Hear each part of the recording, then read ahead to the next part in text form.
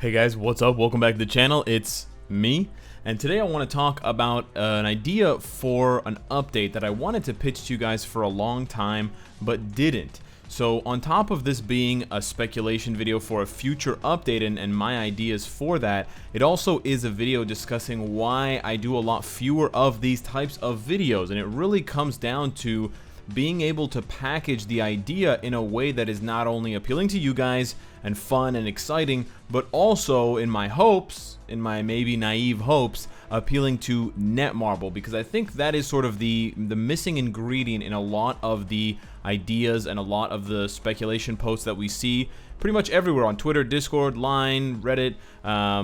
That really misses that ingredient that would otherwise make it whole. And what I mean by appealing to Netmarble is basically from the business side of things, the money. Because, you know, it's really nice to say we want these characters, we want these uniforms, etc. And it's great that as fans, we have these passions for these characters. But at the end of the day, we have to remember that, you know, with every new update, even in fully fledged AAA games, like let's say, just take a fighting game, for example, like Super Smash Bros. Ultimate, there's tons of characters that are requested to be added to the game. But Nintendo doesn't add every single character, they only add specific characters. I wonder why. Well, part of the reason why they're adding specific characters is because they're doing it for fan service, and they want to please as many fans as they can, but they also make some of these decisions for other parts of their business. So I wouldn't be surprised. For example, they introduced Banjo and Banjo-Kazooie recently into Super Smash Bros. I wouldn't be surprised if a few years down the road they're planning to reboot that game series, that franchise, or they want to release a remastered version or something like that. Maybe they already have done that. I don't know. I'm not 100% up to date on the news for Nintendo sort of releases and stuff, but this is just an example of what I'm saying. They add Joker to Super Smash Bros. From Persona 5 because that's such a huge franchise and there's so many fans there that they believe through marketing and metrics are not playing the Smash series, so they can pull those fans in, maybe get them to buy the game, make more money. So there has to be a business and there has to be a business incentive for any update in any game. It doesn't just matter for Netmarble, for Marvel Future Fight, and for mobile games. It also matters for AAA games, and that's really the core of why this particular idea that I had never really came to fruition until now. So the first thing I want to do is actually shout out someone else who made a beautiful mock-up epic quest for this exact same idea. And the idea, it comes from a very brief stint that some Avengers had in the Marvel Legacy reboot that didn't last very long. It was only about a year, but let's check it out here. This is a post 3 months ago by Edwin Yang. So huge shout out to Edwin Yang, and he basically did the Marvel Avengers 1 million BC. And he mocked this up as an epic quest featuring Starbrand, Jean, Odin, Agamotto, Ghost Rider, and what's her name? Fan Fei, who is the original Iron Fist, and then Black Panther down here. And oh, you guys actually can't even see the full picture here. Here you go. So he did a really good job of sort of integrating the existing graphics for this team with you know, the Marvel Future Fight branding. And of course, this is not real, guys. This is just a mock-up that they did, but they did a very, very good job of making it look real. So I want to give huge props to them. I did draw some inspiration, but from them, and at the same time, I've had this request specifically from a lot of people in the YouTube comments and on Twitter for a long time. And it basically, the reason why it's been recommended to me and it's been sort of encouraged, man, they should do an update on this. They should do an update on this, is because it hits on a lot of beloved characters that are bad in the game right now, and that's usually where a lot of updates come from. So what is Avengers 1 million BC? Well, it's not really a fully fledged comic run. They really only appear in a few issues, and they don't even appear for the entire issue, but it's basically a look back at the first group of superheroes of Avengers. You've got the original Agamotto, who is the inspiration, you know, he's the guy, the Eye of Agamotto that Doctor Strange uses. Okay, so he's like the original, sort of like the original Sorcerer Supreme. You've got the original Black Panther wearing a literal panther sort of head and sort of cape behind him. You've got Odin, who's sort of taking over as who Thor would be, but it's obviously Odin, the All-Father. There's no Thor at that point, and he's wielding Mjolnir. You got sort of like an OG Ghost Rider riding a giant mammoth.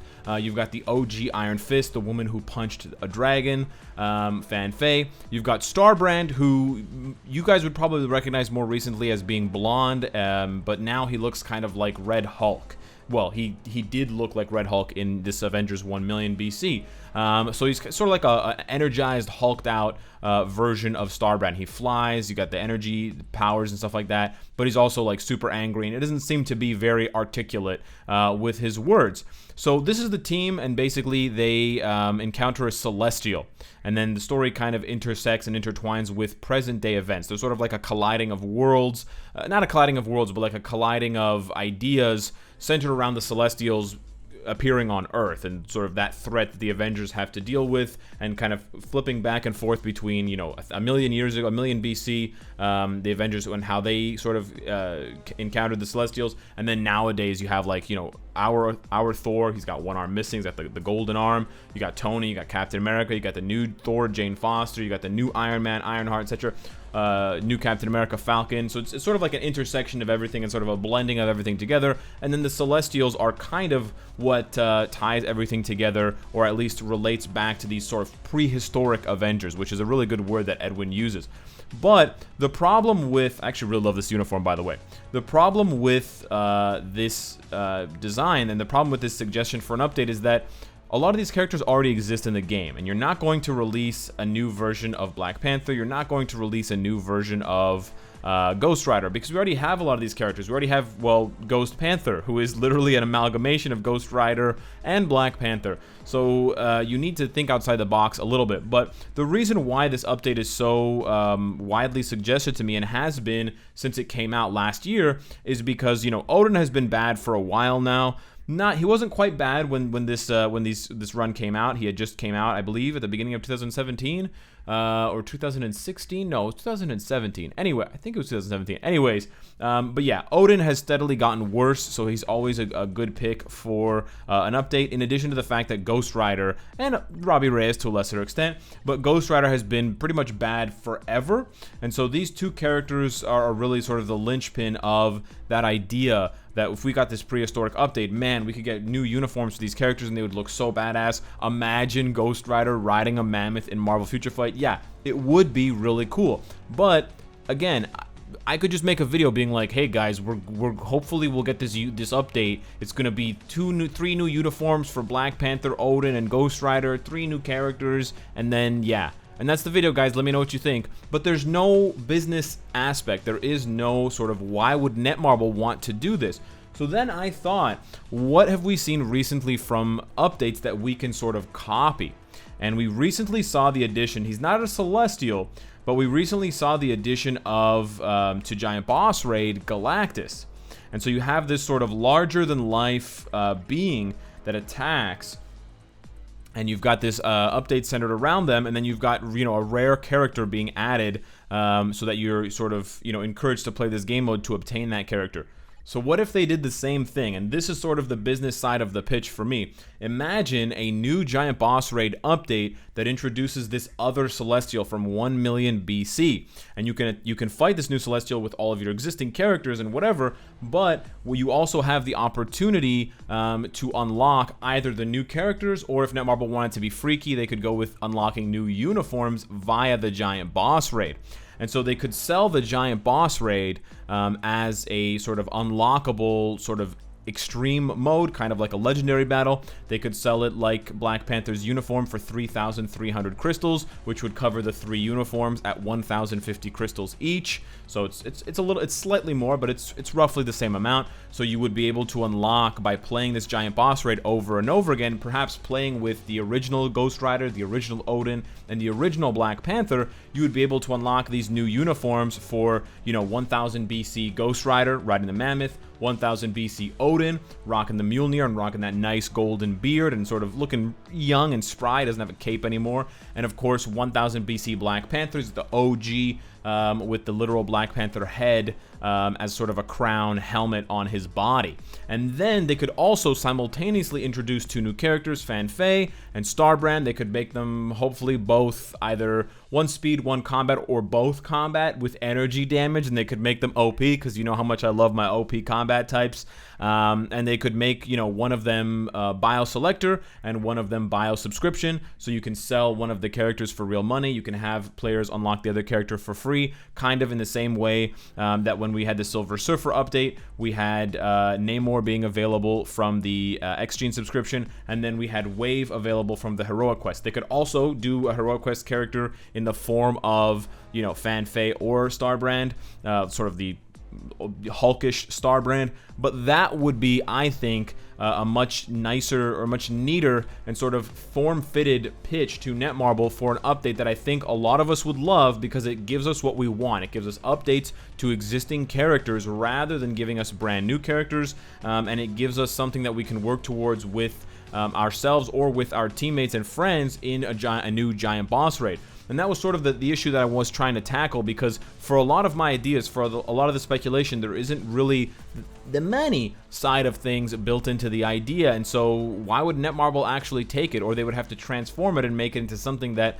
doesn't really resemble what we wanted. Now, unlocking uniforms through gameplay rather than just paying crystals for them is a completely new and unusual idea. So I realize that that is a tough pitch to sell. So I'm actually curious what you guys think. Would you be comfortable with, you know, playing, and let's say instead of unlocking biometrics, just imagine instead of this being biometrics for Silver Surfer, these were sort of shards for either Ghost Rider, Odin, or Black Panther's uniform. And then every time you play, you would get 1. You could get a maximum of 10 per day. So it would take a maximum of 3 weeks if you got unlucky to unlock all 3 uniforms. Because let's say on the first day you got 3 Ghost Rider, 3 Odin shards, and 4 Black Panther shards. And then the next week you got 4 more Black Panther shards, so you're up to 8 out of 10. And once you get to 10 shards, you unlock the uniform, and it's ready. It's ready to be upgraded from normal to mythic.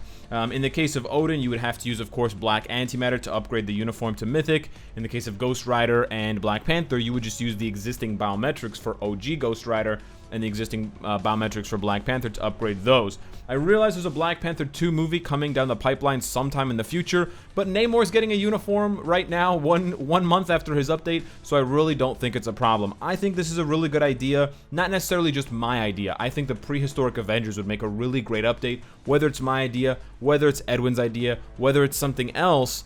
I'm not sure, but I really wanted to pitch this to you guys. I think it's really cool. I encourage you to read Marvel Legacy. It's a pretty good run. It's a bit convoluted at times, but I like it. And the parts and the panels and the pages that include the Prehistoric Avengers, the 1 million BC, is really, really cool. As far as the ones that I'm sort of ignoring from the Prehistoric Avengers, I don't really have too much to say about them. Agamotto, I'm not really sure if they would add him as a character for the update or if they would just flat out ignore him. And then, of course, Jean Grey, they would have to ignore her because she literally just got a uniform in Marvel Future Fight. They're not going to introduce another new uniform, especially since it really clashes with the fact that they're trying to be heavy on the X-Men advertising and really push X-Men, really push diversity of X-Men comics. You've got X-Men Red, you've got characters that look like they're from X-Men Gold or X-Men Blue, you've got Psylocke coming from Disassembled, so they're really trying to widen the scope of all of the issues and all of the different looks that the X-Men have had over, you know, all these different issues leading up to Hickman's reboot. But you know, with that being said, that would sort of just be, I think those two characters, Agamotto and Jean Grey, would sort of just be casualties of too wide of a scope, and they would just narrow it down to the ones that made more sense and the ones that they could, you know, sell more readily, that the community would love. I mean, I would love an Odin rework. I would love a rework for Ghost Rider and also for Black Panther. Jean Grey, not so much. Agamotto, I could kind of take it or leave it. I think we're good with just Doctor Strange and possibly, hopefully down the road, Brother Voodoo. So I would probably ditch Agamotto and Jean Grey, but let me know what you guys think. That's the most important part. Hit me up in the comments down below. What do you think of the general idea? What do you think of the issue of tackling sort of the business side when presenting a speculative update? Because I don't want to just be very, starry-eyed and naive and be like, this update's perfect. It doesn't matter if they make money. Because I know that's just not how it works for Netmarble. After covering this game for more than, for 4 years, playing this game for more than 4 years, covering it for more than 3 years on the channel, I know that's not how it works, and I know that that's what they're looking for as one of the big parts of why they make updates, as far as it being marketable not only to Marvel and the executives but also to us. So yeah, hit me up in the comments down below. Let me know what you think. Subscribe if you enjoyed the content. Hit the bell. That would help tremendously. And of course, if you like what you see, I hope to see you again tomorrow, where there might be a live stream on YouTube. Take care.